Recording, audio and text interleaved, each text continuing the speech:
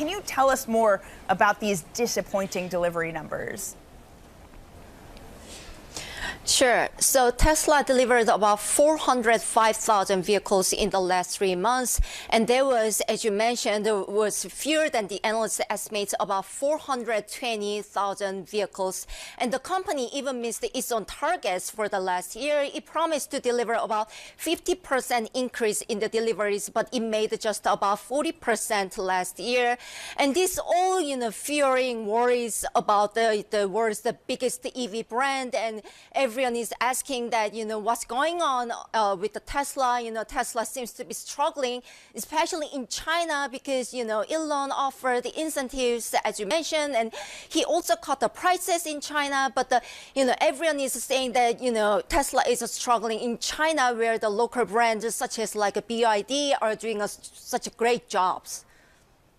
And at the same time, Tesla investors have so much to worry about. It fell 65% last year. And then, of course, there's the impact on Tesla's suppliers. What does this all mean for those two groups?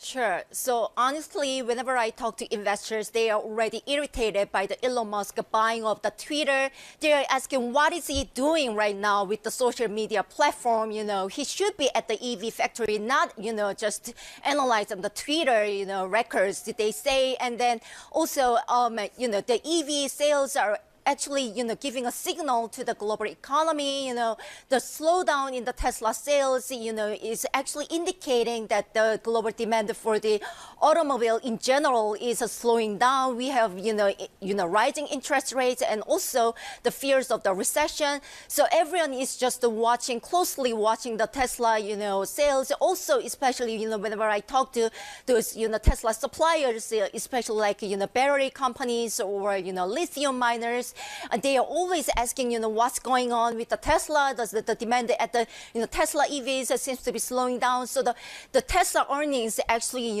shaking the entire supply chains for the EV.